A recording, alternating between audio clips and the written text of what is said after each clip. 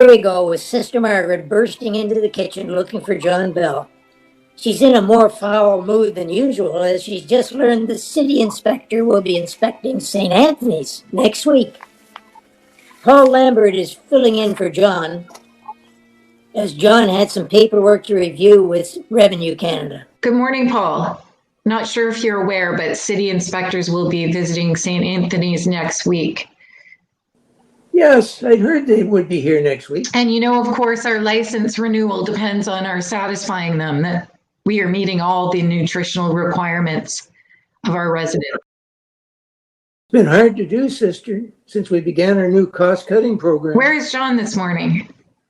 He phoned and asked me to cover the early shift. So it's early, but I'm getting the residents' breakfast ready. Pancakes, waffles, bacon, and eggs. He'll be in a couple of hours late today. He needed to go to the Revenue Canada office. Please tell him I'd like to speak with him in my office as soon as he comes in. Will do, sister. What the hell is that racket? Sounds like another accident at the Four Corners. This is apparently the second incident at that spot this month. Oh, there's Michelle, Gloria's daughter. His sister bumped into Michelle who arrives early before visiting hours to get her mother's signature on the documents, naming her as sole executor. She wants all the money. Good morning, Michelle. What brings you to St. Anthony's at this early hour? Hello, sister. Sorry to be so early, but my mom needs to sign some paperwork changing her will.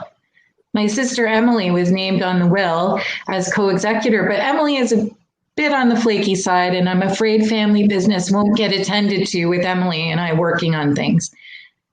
Terrible accident at the corner, sister. I think someone may have been killed. Do you know who it was?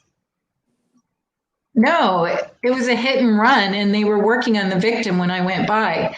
That's a busy intersection at this time of day. Yes, everyone is rushing to get to work on time, and it's dark at this time of year, and often people don't see the stop signs. Sister Margaret leaves and goes on to her office and arrives just as Claudette, John's wife and a part-time cleaner, is leaving. Good morning, Claudette. How are you? I'm fine, sister. Good. Guess John's having some problems with Revenue Canada, and he'll be a little late today. I didn't know that we were having any problems with Revenue Canada, but I have to leave early in the mornings, so I haven't seen John yet today. I'm very sorry. What about Boris? Do you mean Boris Chekhov, one of our staff? Yes, he was riding his bike into work this morning and was killed by a hit-and-run driver at the intersection. Police are investigating, and some staff have already... My goodness, this is very upsetting news, Claudette. I must make some phone calls. Excuse me.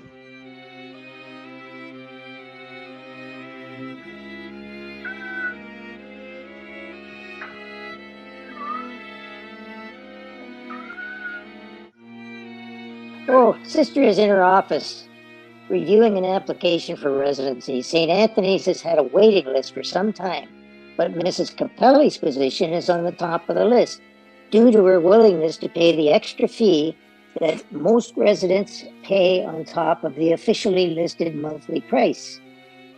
John Bell enters the office. Good morning, John. I trust you will be able to work out your problems with Revenue Canada.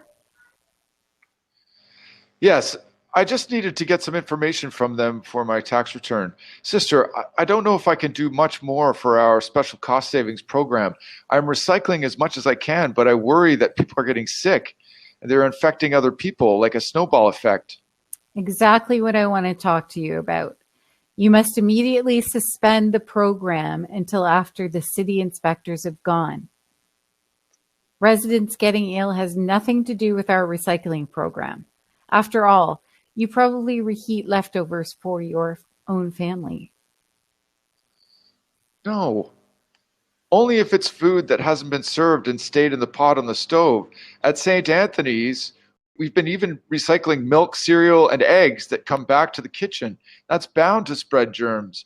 Besides, my family is young and our residents are elderly and susceptible to every germ.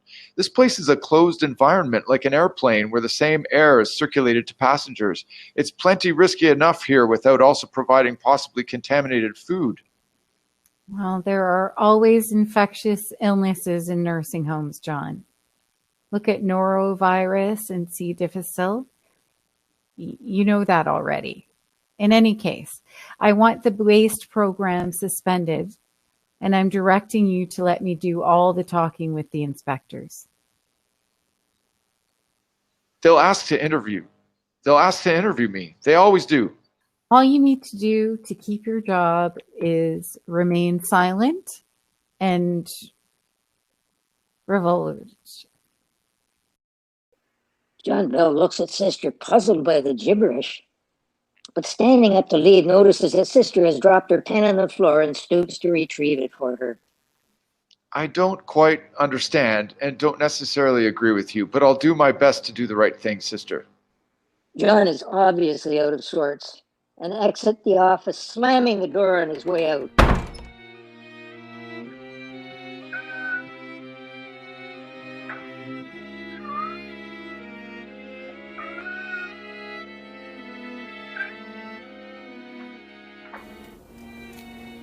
Toulouse here.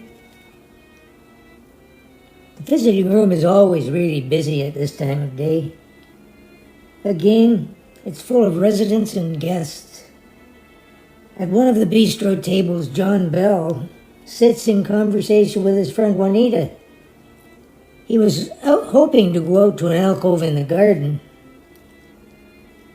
but Juanita has asked him to sit with her. After his conversation with Sister, he is in dire need of a cigarette. Hi, Mr. John. Thanks to have coffee with me. You're welcome. I like to have coffee with you, Juanita. How are you doing? I'm very good. Some of old people are not good. Niece Grundy have throw ups and go to bathroom many times. She no speak, but I know she very sick. And others who are not so good. Lots of cleanup to do over and over. Old people don't know what to do, but think maybe a germ. I think sickness will be over soon. Maybe it's a flu bug or a virus. Juanita, some very good people are coming to visit next week to see if St. Anthony's a good place for old people. If you explain to them, they will try to fix. Excuse me, Juanita. I must go outside for a few minutes before I go back to dinner preparations. Talk to you later. I pray for good things for the residents of St. Anthony's. I pray very much every day. Goodbye, John. We're looking at, I think I'll slide over to listen to Michelle and Gloria's discussion. Daughter Michelle wants Gloria to sign papers naming her as the sole executor. She thinks her sister Emily is a flake and wants to be the sole executor for her mother's meager estate. Mom, we both know that Emily is very disorganized and has trouble with silverware drawer, never mind the business affairs. You said yourself that I am the most level-headed of the two of us. I just wish that Emily had the time to come and discuss this with us. With you having the power of attorney and sole executor of the will, Emily is bound to feel left out. My friend Carl believes I should designate a lawyer to be the executor to prevent family squabbles. His son-in-law is a lawyer. It's not appropriate for you to be discussing private family matters with strangers, Mom. You know what they say, Mom. If you snooze, you lose. And Emily's been snoozing most of her life. I'm doing all the work, so deserve the lion's share of the assets, even though I share some with Emily. But speaking of silverware, you did give her the good silver. But Michelle, you already have some good silver. You inherited on the death of Dan's mother. And you'll receive all of the executor's fees. Oh, I see you over at a table near the window. Hans and his daughter Danielle are having a conversation. So, Dad, how are things going at St. Anthony's? Pretty good. Got the runs for the last few days. Are you a nurse? No, Dad. I'm your daughter Danielle. I'm here for a visit with you. Oh, good. I think I need a haircut.